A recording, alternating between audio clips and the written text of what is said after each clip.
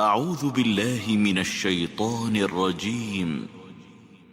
بسم الله الرحمن الرحيم.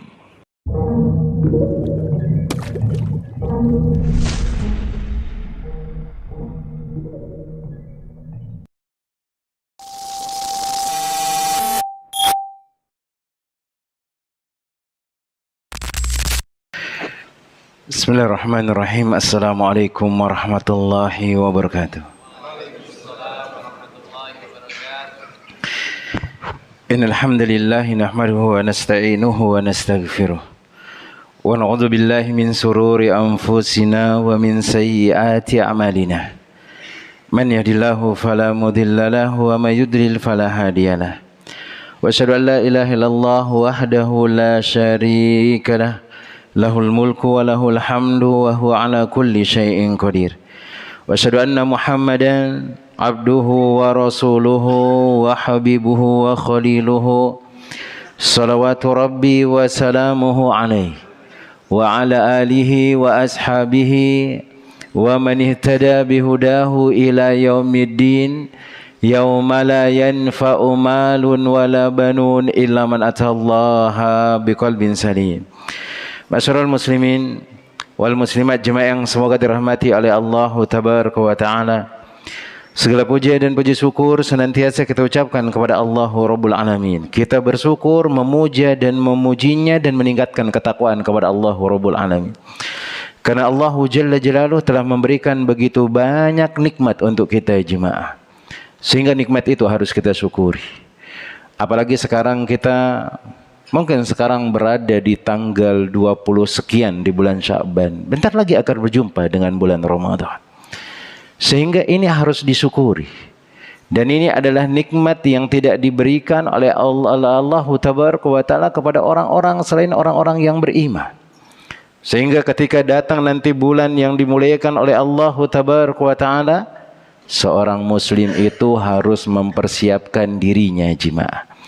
Dan persiapan yang harus dimiliki oleh seorang muslim untuk menyambut datangnya nikmat yang besar tersebut adalah dengan ilmu. Cukup ilmu saja.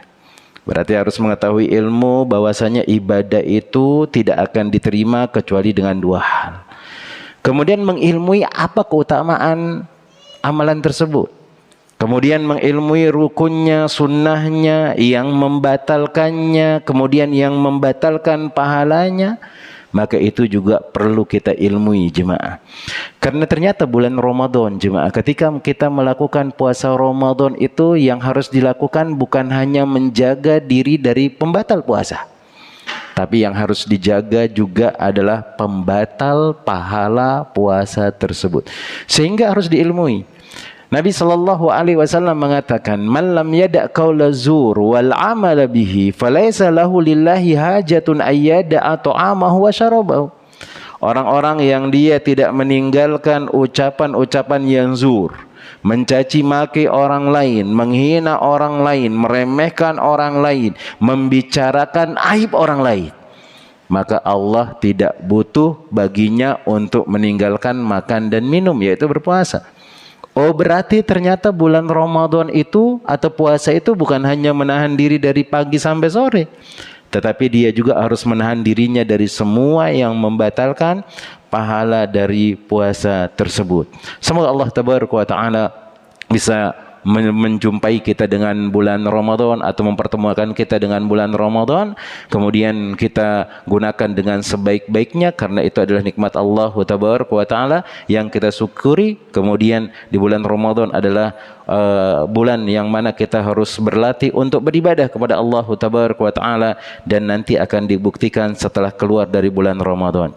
Kemudian jemaah yang semoga dirahmati oleh Allah Tabaraka wa Ta'ala, selawat beriring salam kita ucapkan kepada Nabi kita Muhammad bin Abdullah sallallahu alaihi wasallam. Allahumma salli wa sallim wa zid wa barik wa an'im ala sayyidina wa maulana Muhammad bin Abdullah sallallahu alaihi wasallam. Jemaah yang semoga dirahmati oleh Allah Tabaraka wa Ta'ala, alhamdulillah pada kesempatan malam hari yang berbarokah ini kita masih bisa duduk, kita masih bisa diberikan kesempatan oleh Allahu Jalla Jalaluhu untuk mempelajari apa yang diajarkan oleh Nabi sallallahu alaihi wasallam dari hadis-hadisnya, dari apa yang diperintahkan oleh Allahu Tabaraka wa taala.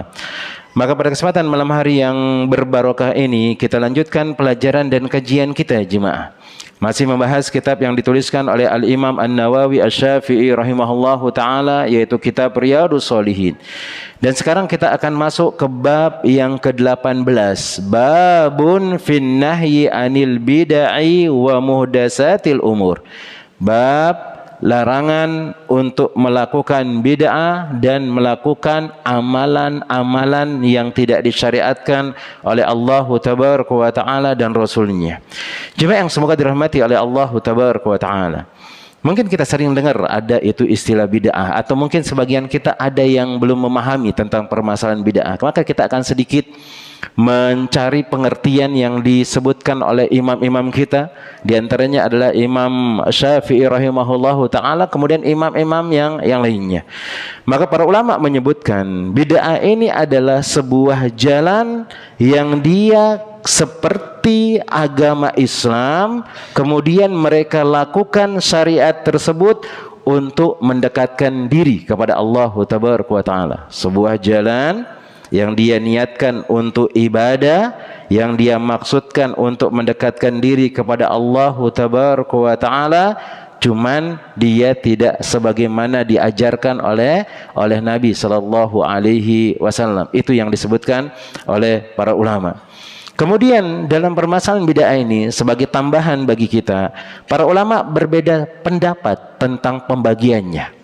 Ada yang mengatakan mutlak bid'ah itu cuma satu, semua yang dia menyelisih syariat Allah, maka itulah bid'ah. Maka itulah yang disebutkan oleh Nabi sallallahu alaihi wasallam, wa kullu bid'atin dolalah wa kullu dolalatin finnar. Semua yang bid'ah itu adalah sesat, dan semua yang sesat itu di neraka. Ini yang disebutkan oleh ulama kita. Di antaranya adalah disebutkan nanti di sini, di antaranya ulama yang menyebutkan hal tersebut adalah Imam Abu atau Imam Al-Hafidh Ibnu Rajab Al-Hanbali, kemudian Imam Al-Jakarshi Asy-Syafi'i, di antara dari pengikut dari imam kita, Imam Asy-Syafi'i, beliau juga mengatakan pembagian bid'ah itu enggak ada. Yang ada cuma satu saja. Semua yang menyelisihi syariat Allah, semua yang menyelisihi dari tuntunan Nabi sallallahu alaihi wasallam, maka itu adalah bid'ah dan itu tidak boleh. Adapun dari kalangan imam kita, Imam Syafi'i rahimahullahu taala, maka beliau mendefinisikan bid'ah itu secara luas. Beliau mengatakan, ma ahdasa ba'da ahdin Nabi sallallahu alaihi wasallam sawa'un akana hasanan wa qabihan. Beliau mengatakan segala sesuatu yang baru sesudah masa Nabi sallallahu alaihi wasallam, baik itu atau bid'ah yang baik, atau mungkin amalan tersebut itu baik, atau amalan itu adalah buruk. Di antaranya yang mengatakan ini adalah Imam Asy-Syafi'i rahimahullahu taala, kemudian orang-orang yang mengikuti beliau, sebagian yang mengikuti beliau, karena sebagian mengikuti yang lainnya. Kemudian di antara adalah Ibnu Hazm, kemudian di antaranya adalah Ibnul Arabi dari kalangan ulama Malikiyah, kemudian Al-Karafi, kemudian Al-Qadhi Al-Iyad. Beliau mengatakan bid'ah itu ada dua. Cuman di sini di sini Al-Imam Asy-Syafi'i menjelaskan lebih detail lagi apa yang dimaksud dengan bid'ah hasanah dan bid'ah sayyi'ah. Maka beliau mengatakan al-bid'atu bid'atani. Bid'ah itu ada dua, kata beliau. Bid'atun mahmudatun wa bid'atun madhmumah. Bid'ah yang mahmudah, yaitu bid'ah hasanah. Kemudian yang kedua adalah bid'ah sayyi'ah. Fama wafaqa sunnah fahuwa mahmudun. Maka semua syariat, semua yang dilakukan dan dia sesuai dengan syariat, maka itu adalah bid'ah hasanah. Ingat poinnya. Segala sesuatu metode, amalan yang dilakukan oleh seseorang, dia sesuai dengan syariat. Sesuai dengan syariat. Dia mengerjakan sholat maghrib 3 rakaat, maka ini sesuai dengan sunnah Nabi SAW. Dia berpuasa Ramadan selama 1 bulan, maka sesuai dengan sunnah Nabi SAW, sesuai dengan syariat, itu namanya adalah bid'ah hasanah. Kemudian beliau mengatakan, wa amma wa wafaqa sunnah fa huwa mahmudun wa amma ma khalafa sunnah fa huwa madhmumun. Adapun kalau bid'ah sayyi'ah itu adalah bid'ah yang dia menyelisihi sunnah Nabi sallallahu alaihi wasallam. Dan ini disebutkan di Al-Fathul Al-Bari, yaitu jilid kedua, jilid keempat, halaman yang ke 257. Nah, di antara dalil apa yang dikatakan oleh Al-Imam Asy-Syafi'i di sini adalah dalilnya dari Umar radhiyallahu taala anhu. Ketika Ibnu Umar dia mengumpulkan orang-orang untuk mengerjakan sholat tarawih dengan satu imam, maka Ibnu Umar mengatakan, al bid'atu hada, atau nikmatul bid'ah hadhihi. Sebaik-baik bid'ah, kalau memang boleh kita mengatakan bid'ah, adalah amalan ini. Apa? Menggabung seorang sholat tarawih dengan satu imam. Dengan satu imam. Sekarang kita lihat amalan yang mereka kerjakan atau Umar yang mengerjakan hal ini, apakah ada syariatnya dari Nabi SAW? Ada. Karena Nabi SAW ketika disyariatkan untuk melakukan sholat tarawih, beliau cuma mengerjakan 3 malam saja jemaah.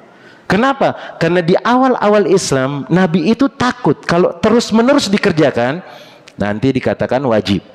Sehingga ketika kalau dikatakan wajib sholat tarawih tersebut, maka kita akan kesusahan. Karena kita ada kepentingan apa di malam hari, mau mengerjakan ini dan yang lainnya, maka itu disunnahkan, dan sunnahnya adalah sunnah muakkadah, dan itu yang disebutkan oleh para ulama. Akhirnya setelah 3 hari 3 malam tersebut, Nabi SAW nggak keluar Nabi SAW ke hari yang keempatnya, karena jemaahnya tambah banyak sekali jemaah. Itu di Masjid Nabawi itu nggak muat lagi. Awalnya cuman sedikit, kemudian sampai separuh, kemudian full. Keempat harinya itu atau malam yang keempatnya itu full masjid tersebut. Full, pada datang nunggu Nabi SAW. Nabi nggak keluar-keluar. Setelah selesai salat Isya, beliau masuk ke kamarnya beliau, ke rumahnya beliau, dan nggak keluar-keluar. Akhirnya pada ditunggu semuanya. Kemudian Nabi SAW mengatakan, kalau aku terus mengerjakan hal ini, aku khawatir kalian akan dibebani kemudian diwajibkan. Itu dia.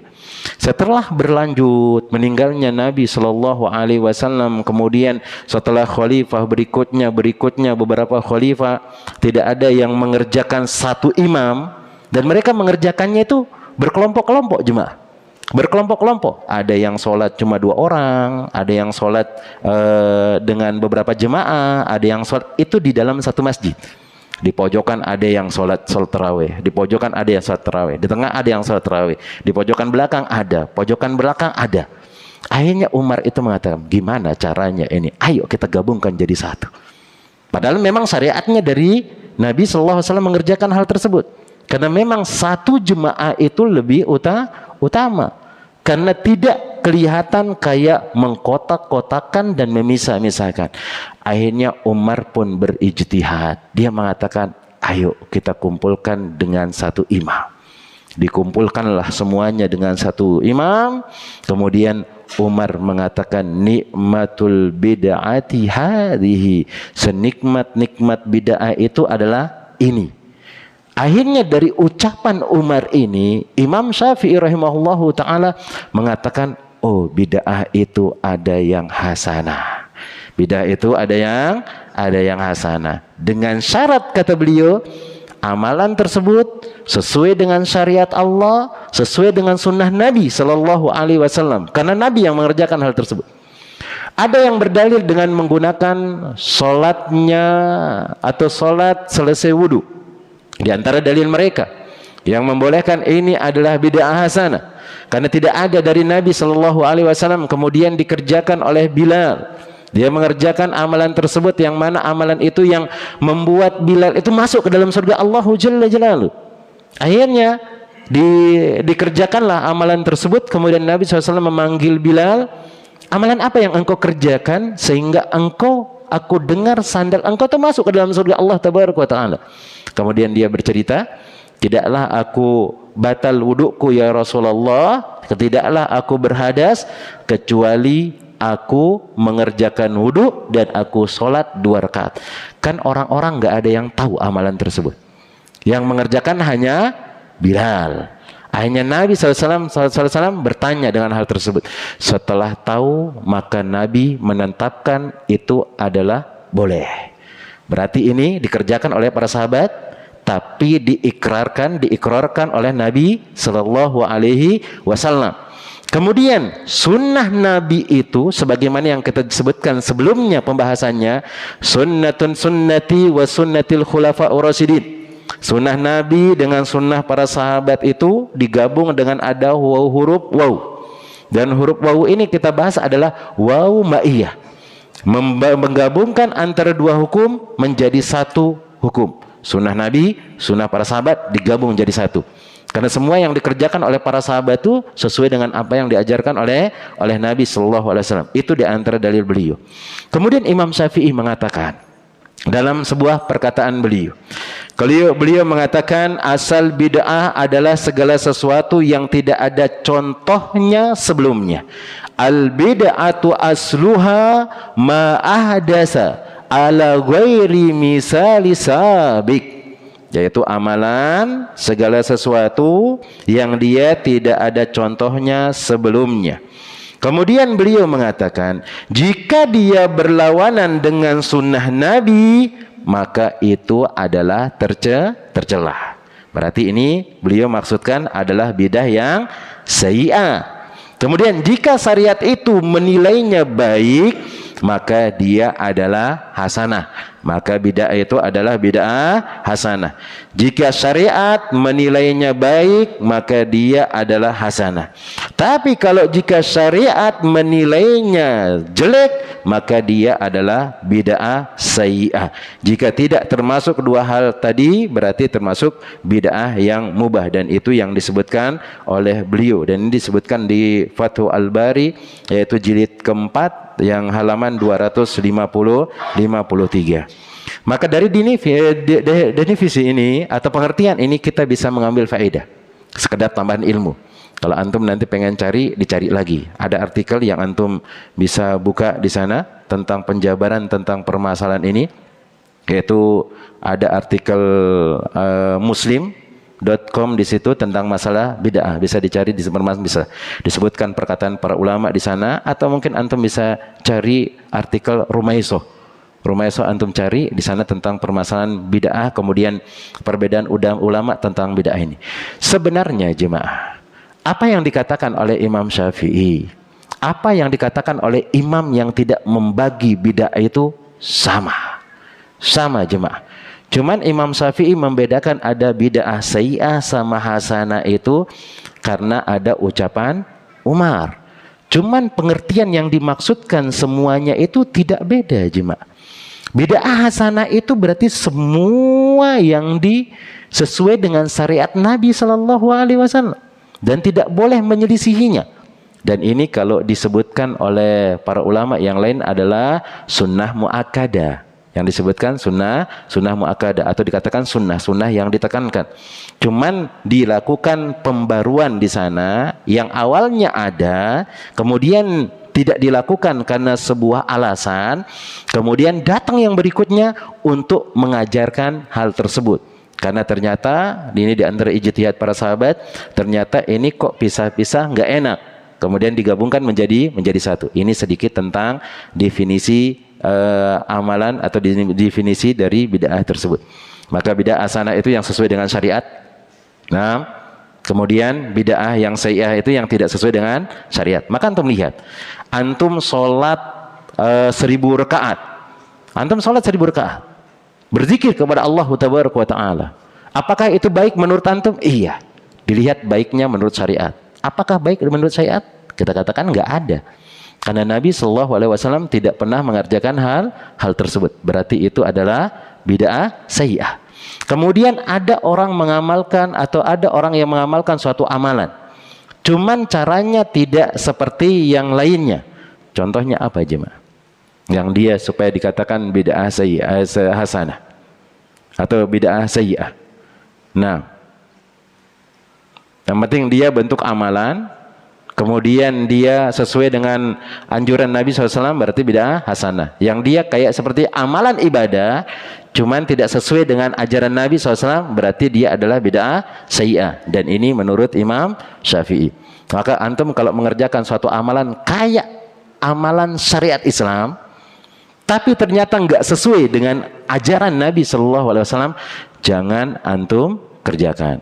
Paham ini jemaah? Ini sekedar definisi sedikit saja. Nah, kita lanjut ke pembahasan beliau di sini. Maka beliau membawakan firman Allah Jalla Jalaluhu, yaitu surat Yunus ayat yang ke-32.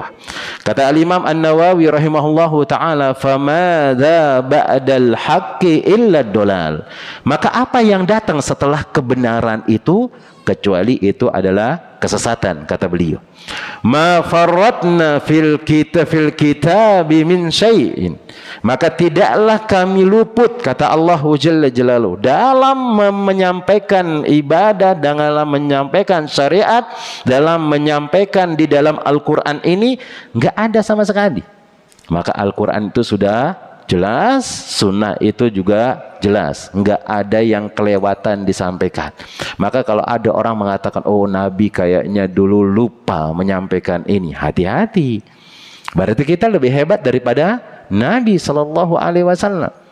Karena Allah Jalla Jalaluhu sudah mengatakan, al-yawma akmaltu lakum dinakum wa atmamtu alaikum ni'mati wa raditu lakumul Islam madinah. Sudah sempurna, sudah agama ini. Sudah sempurna. Amalan-amalan sunnah itu banyak jemaah. Maka kita nggak perlu mengadakan suatu amalan yang lainnya. Contohlah sholat malam. Kapan kita terakhir kali mengerjakan sholat malam? Mungkin kita nggak pernah mengerjakan sholat malam. Kenapa kok kita sibuk dengan amalan yang memberatkan kita? Kita katakan ini adalah ibadah, padahal tidak diterima oleh Nabi Shallallahu Alaihi Wasallam dan yang lainnya. Kemudian Allah Jalla Jalaluhu menyebutkan dalam surat An-Nisa ayat yang ke-59. Dan ini yang disebutkan oleh Imam An-Nawawi. Kata beliau, wa qala ta'ala fa in tanaza'tum fi syai'in farudduhu ila Allahi wa rasulih. Kalau kalian berbeda pendapat dengan suatu amalan, suatu mungkin apa yang kalian kerjakan, ayo kembalikan kepada Allah dan Rasulnya. Kalau ada perintah dari Allah, kerjakan. Kalau ada perintah dari Nabi SAW, kerjakan. Kemudian Nabi Sallallahu Alaihi Wasallam, atau disebutkan oleh Al-Imam An-Nawawi di sini, ai kitabi wa sunnah, yaitu kitabullah, Al-Quran, dan sunnah Nabi Sallallahu Alaihi Wasallam. Kemudian yang berikutnya beliau membawakan firman Allah Jalla Jalaluhu dalam surat Al-An'am, yaitu ayat yang ke-153. Kata Al-Imam An-Nawawi, wa qala ta'ala wa anna hadha sirati mustaqima fattabi'uhu. Maka ini adalah jalanku yang lurus, ikuti. Kata Allah Jalla Jalaluhu, wala tattabi'us subula fatafarraqu bikum an sabili. Dan janganlah kalian mengikuti jalan-jalan yang banyak, yang mana jalan-jalan yang banyak itu akan mencerai-beraikan kalian. Kemudian Al-Imam An-Nawawi juga membawakan firman Allah Jalla Jalaluhu dalam surat Ali Imran, yaitu ayat yang ke-31. Allah Jalla Jalaluhu mengatakan, Qul in kuntum tuhibbunallaha fattabi'uni yuhibbukumullahu wa yaghfir lakum dzunubakum. Maka jikalau kalian ingin dicintai oleh Allah Tabaraka wa Ta'ala, atau kalian mencintai Allah Jalla Jalaluhu, maka ikutilah aku, kata Nabi Sallallahu Alaihi Wasallam, Allah akan mengampuni dosa-dosa kalian. Kemudian beliau mengatakan, wal ayatu fil babi katsiratun ma'lumah. Ayat-ayat dalam pembahasan ini banyak sekali. Wa ammal ahadisu fa katsiratun jiddan. Adapun hadis-hadis juga banyak sekali menunjukkan bahwasanya amalan-amalan yang dikerjakan yang menyerupai syariat, kemudian tidak ada contohnya dari Nabi Sallallahu Alaihi Wasallam, tidak disetujui oleh syariat, itu nggak boleh. Itu nggak boleh. Semua amalan yang dia menyerupai syariat, yang dia tidak disetujui atau tidak ada dalilnya, tidak sesuai dengan syariat, tidak ada dalilnya dari Nabi Sallallahu Alaihi Wasallam, maka itu tidak boleh. Dalilnya, Beliau membawakan ini hadis yang ke-169. Beliau mengatakan wa an Aisyah radhiyallahu taala anha qalat qala Rasulullah sallallahu alaihi wasallam, Rasulullah sallallahu alaihi wasallam mengatakan man ahdasa fi amrina hadza ma laisa minhu fahuwa raddun, muttafaqun alaih. Beliau mengatakan amalan apa saja yang ahdasa, yang muncul baru dikerjakan amalan tersebut, tetapi dia tidak ada perintahnya dari kami, maka kita lihat sholat, menggabungkan sholat tarawih jadi satu, itu dilihat ini baru digabungkan sama Umar.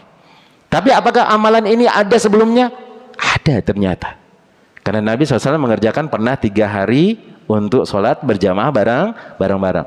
Cuman karena Nabi takut nanti akan diwajibkan hal tersebut, ditunda oleh Nabi SAW atau tidak dikerjakan sampai datang Umar mengumpulkan semuanya. Malaysa minhu, yang tidak ada perintahnya dari kami, tidak ada syariatnya dari Nabi, maka dia adalah tertolak, tidak diterima. Hadisnya sahih, diriwayatkan oleh Imam Bukhari dan Imam Muslim. Wa fi riwayatin lil Muslim, kemudian dalam hadis riwayat Imam Muslim kata Imam Nawawi, man amila amalan laisa alaihi amruna fahuwa raddun. Barang siapa yang mengerjakan suatu amalan yang tidak ada perintahnya dari kami, maka dia juga tertolak, kata beliau membawakan ini. Kemudian disebutkan hadis yang berikutnya. Maka beliau membawakan hadis yang berikutnya, itu hadis yang ke-170. An Jabir radhiyallahu taala anhu qala. Dari Jabir, semoga Allah meridhoinya, ia mengatakan, kana Rasulullah sallallahu alaihi wasallam, dahulu Nabi sallallahu alaihi wasallam idza khataba ihmarat aina. Kalau beliau berkhutbah, matanya beliau itu memerah. Wa ala sautuhu, kemudian suaranya beliau itu keras. Maka antum kalau jadi khotib itu suaranya harus lantang, jangan lemah lembut suaranya. Hanya orang tidak memperhatikan, bukan malah memperhatikan, tidur semua dia. Tidur semua, harus lantang, memang seperti itu. Wastadda ghadabuhu, beliau itu kayak seperti orang marah, menyampaikan kebaikan kepada orang lain. Hatta ka'annahu munziru jaisin yakul, seperti atau seolah-olah beliau itu lagi menyiapkan pasukan untuk atau menyiapkan pasukannya. Yaqulu sabbahakum wa masakum, yang mana Nabi sallallahu alaihi wasallam mengatakan engkau harus bersiap-siap, musuh akan datang di pagi hari, musuh akan datang di sore hari, siap-siap kalian. Musuh sudah mulai menghampiri kita, mau mendatangi kita.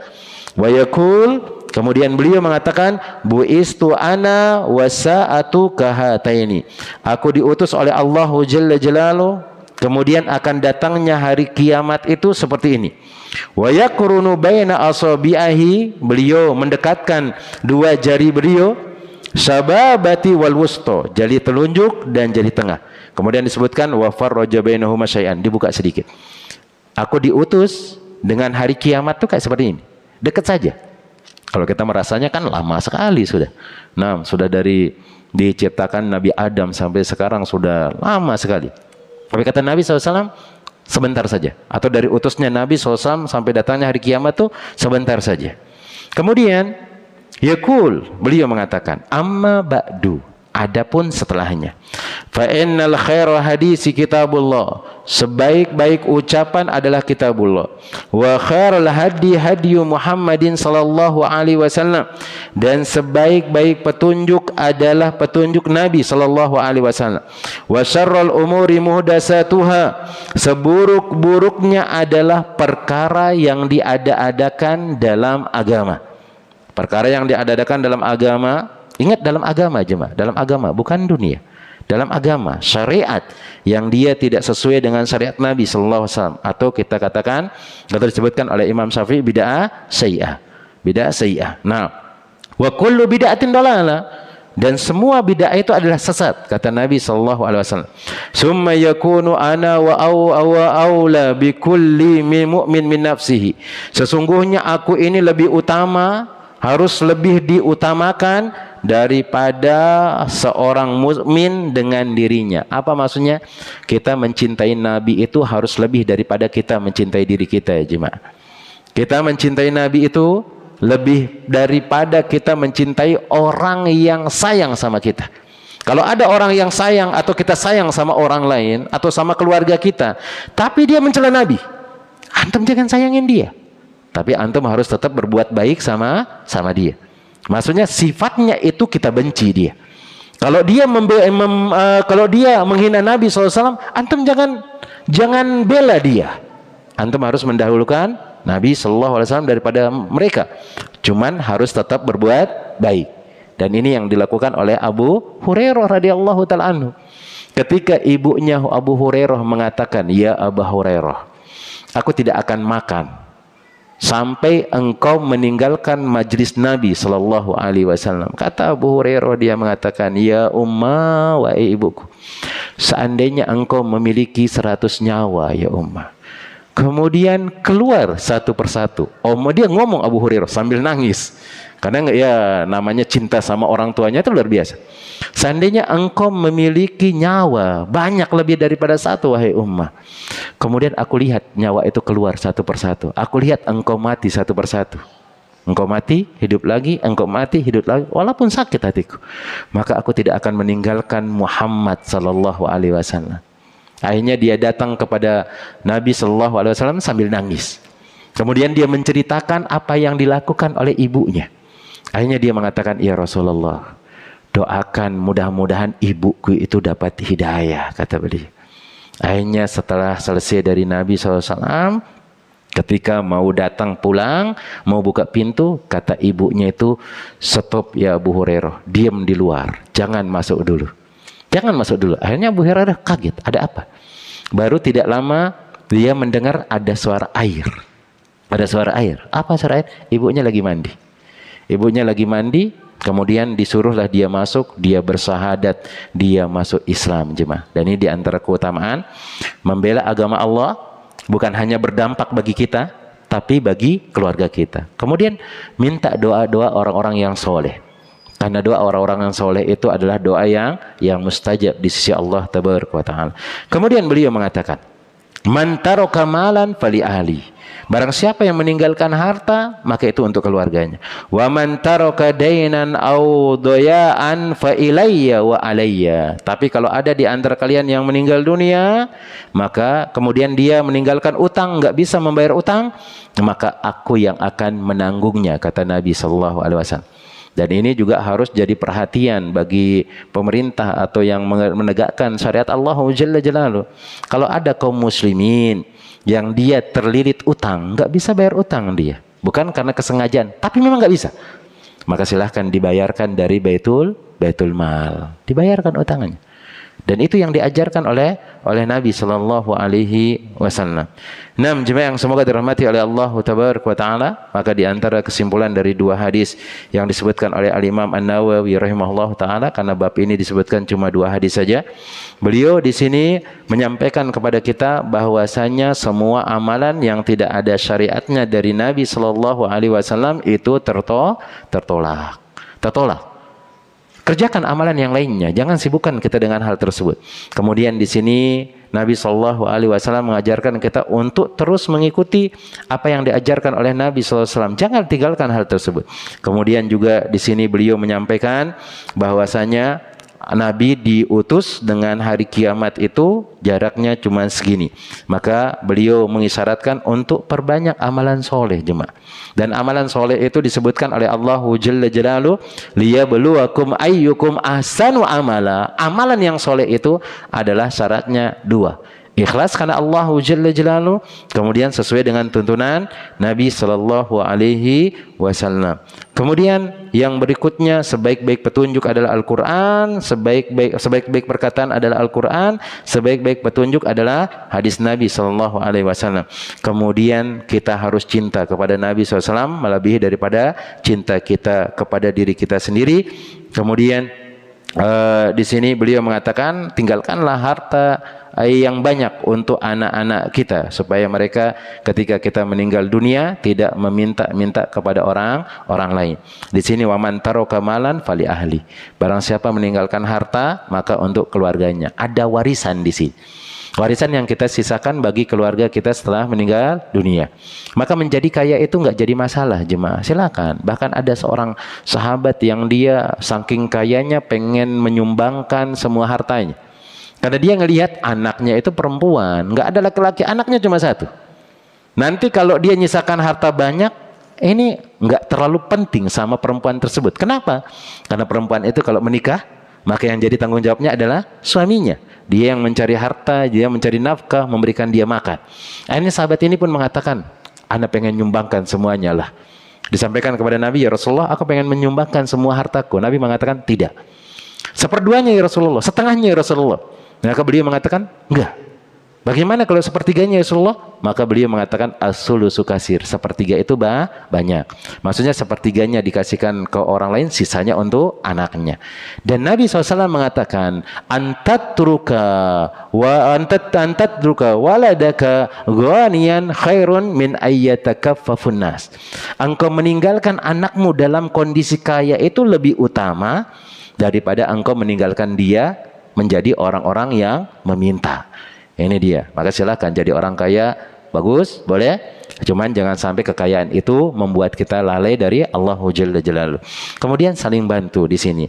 Kalau ada memang orang yang nggak bisa bayar utang, maka silakan longgarkan utangnya atau bayarkan dia atau dilunasi dari Baitul Mal. Nah, Allah Ta'ala alam bisawab. Adapun tadi penjelasan tentang masalah pembagian itu, maka silakan bisa dibaca lagi biar lebih detail, karena kajian kayak seperti dari Maghrib Isya ini nggak bisa dibahas tuntas.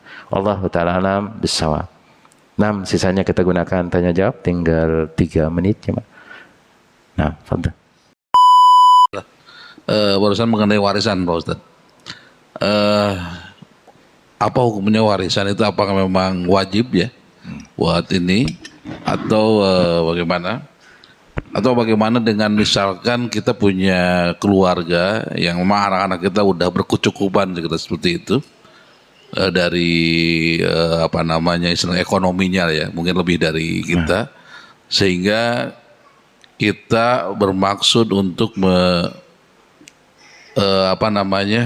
menghabiskan harta kita semua itu untuk sedekah misalkan, untuk amal gitu, sehingga tidak ada sisa sama sekali untuk warisan, karena pertimbangannya tadi mendingan kita inikan gitu, karena melihat anak-anak kita sudah sukses atau sudah mapan seperti itu.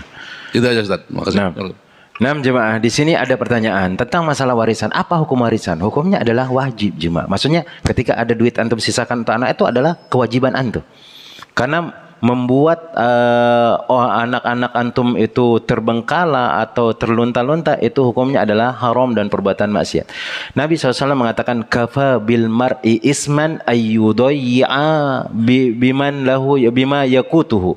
Maka cukup seorang itu dikatakan berdosa dengan dia menyusahkan, dengan dia membuat susah atau menelantarkan anak-anaknya. Maka kalau antum menelantarkan anak-anak antum, nggak ngasih nafkah, itu hukumnya dosa. Walaupun antum pergi ngisi kajian kemana-mana. Ada orang pergi selama berapa minggu, kemudian nggak diberikan makan anaknya, haram hukumnya. Karena kenapa? Pergi berdakwah itu hukumnya adalah sunnah, adalah wajib kifayah, fardu kifayah. Kalau ada orang yang mengerjakan, antum sudah gugur kewajibannya. Tapi kalau memberikan nafkah kepada keluarga itu hukumnya wajib ain. Wajib ain, bukan fardu kifayah. Maka kalau bertabrakan dua hal ini, maka jelas yang lebih utama harus didahulukan nafkah tersebut. Carikan nafkah, kasihkan makan, itu kewajiban. Jangan antum pergi kemana-mana, misalnya mau membantu orang, tapi anak dan keluarga terlantar. Ini cukup dikatakan hal tersebut adalah dosa besar. Kemudian bagaimana Ustadz? Anak-anak kita sudah maafan, kita sudah bantu awalnya, kemudian ngasihkan ini, ngasihkan, kemudian dia berkeluarga, kemudian udah maafan. Kalau memang seperti itu, maka nggak jadi masalah. Yang jelas ketika antum tinggalkan, jangan sampai mereka tidak ada yang bisa dia gunakan dari harta tersebut, kemudian dia meminta-minta. Tapi yang terjadi di Indonesia biasanya jarang warisan yang Anda dapati, jemaah. Kebanyakan mereka itu hibah semua. Iya.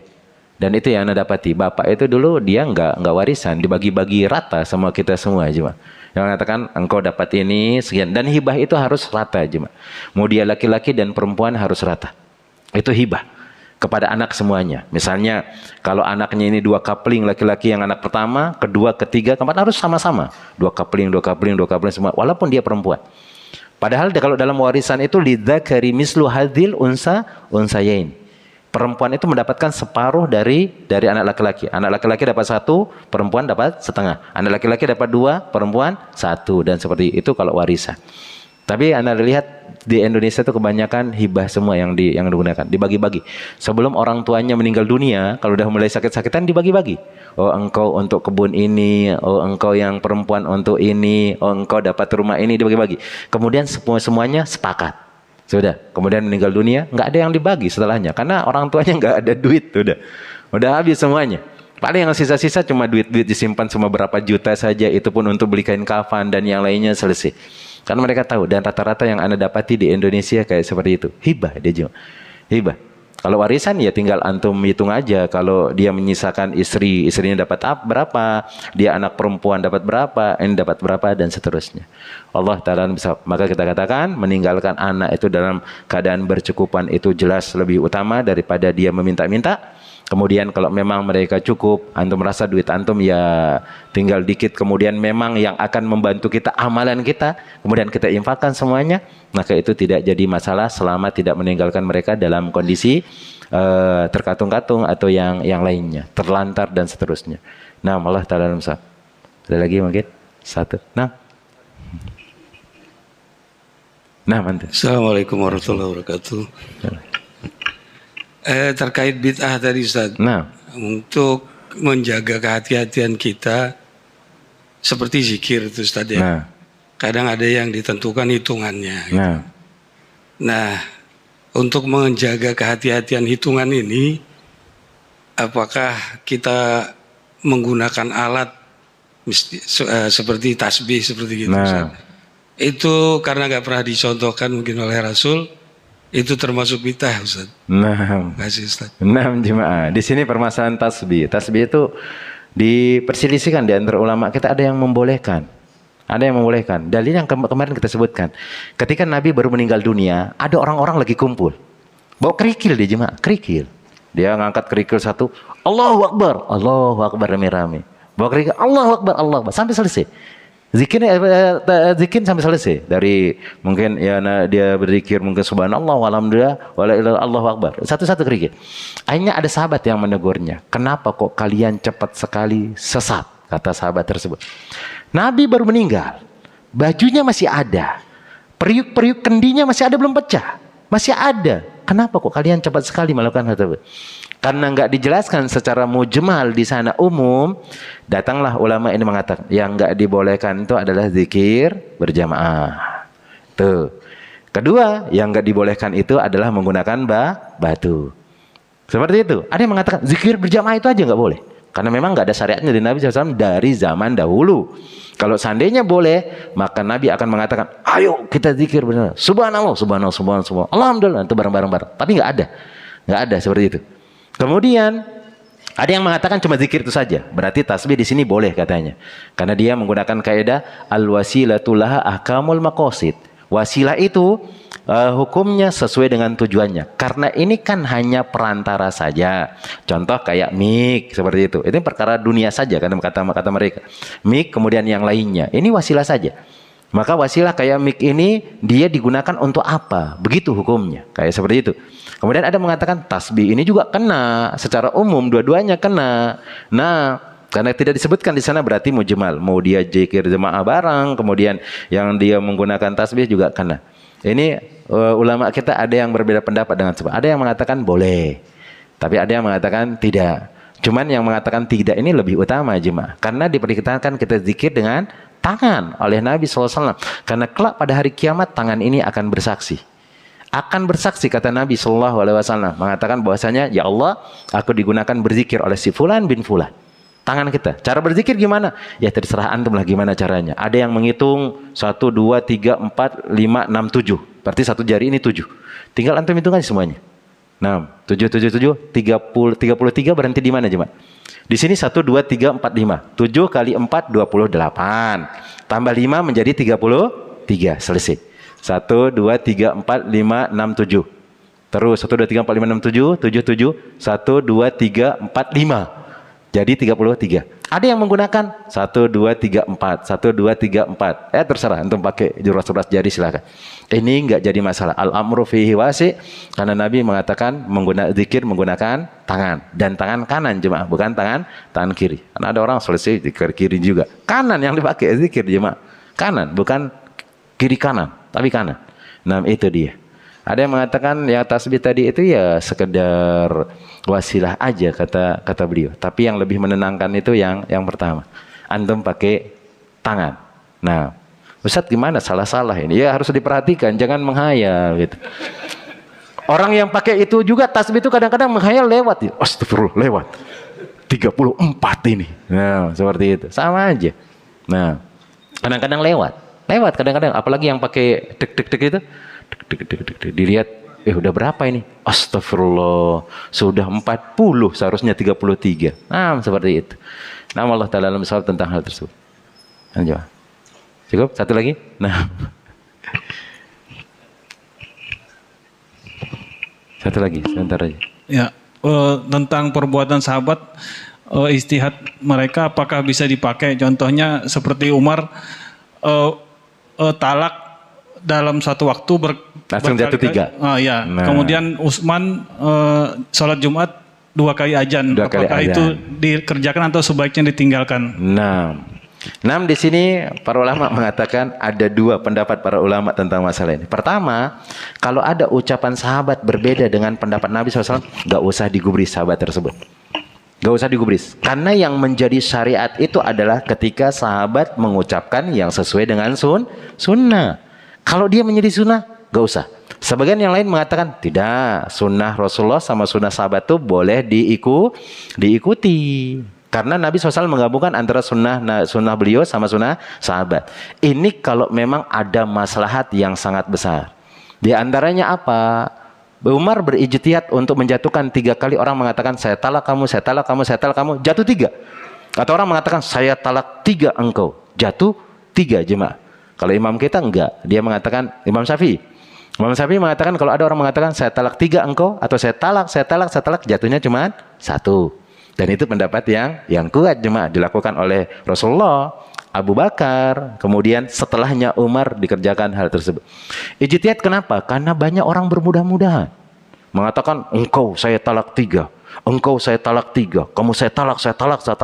Akhirnya karena dengar seperti itu dan beliau berpendapat ini kayaknya manfaatnya lebih besar nih, lebih besar. Akhirnya sudah kita jatuhkanlah dia.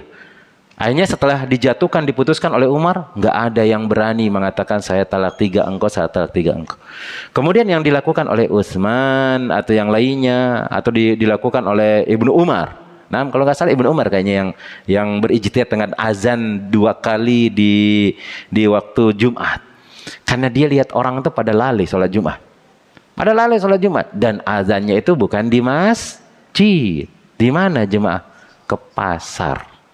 Antum kalau menegakkan sunnah sahabat tersebut, datang ke pasar atau ke tempat mall, antum datang lagi belanja, orang tuh azan di sana supaya mereka ingat Jumat ini nih, jangan belanja terus, jangan berdagang terus. Tapi ternyata kita melakukannya di masjid, salah. Berarti yang berpendapat 2 kali, ayo kita pergi ke jalan-jalan orang rame-rame yang dia lupa dengan sholat Jumat, ingatkan dia hari ini Jumat. Tapi kalau kita yang biasa, udah tahu hari Jumatnya 2 kali azan, kan biasa-biasa aja, nggak terlalu ini. Dan itu yang dilakukan oleh Ibnu Umar. Ibnu Umar melakukan hal tersebut, datang ke pasar, azan, ngingetin orang hari ini adalah sholat Jumat. Karena banyak yang lali. Itu ijtihad. Ya, sebagian ada orang mengatakan, ya kalau menyelisih sunnah ini kok usah diikuti. Ada mengatakan diikuti karena memang ada kemaslahatan yang sangat besar di sana. Nah, wallahu ta'ala alam shawab. Mungkin itu yang dapat Anda sampaikan. InsyaAllah kita akan lanjutkan di bulan berikutnya tentang permasalahan ini. Kalau ada memang pertanyaan nanti tinggal disimpan saja. Nah, semoga Allah Tabaraka wa Ta'ala memudahkan kita untuk melakukan ibadah, terutama nanti datangnya bulan Ramadan. Allahumma ballighna Ramadan, ya Allah, pertemukan kita dengan bulan Ramadan dan menjadi amalan yang terbaik yang bisa kita amalkan di bulan tersebut, dan diampuni dosa-dosa kita oleh Allah Jalla Jalaluhu. Kita cukupkan dengan doa kafaratul majlis. Subhanakallahumma wa bihamdika asyhadu an la ilaha illa anta astaghfiruka wa atubu ilaik. Assalamualaikum warahmatullahi wabarakatuh.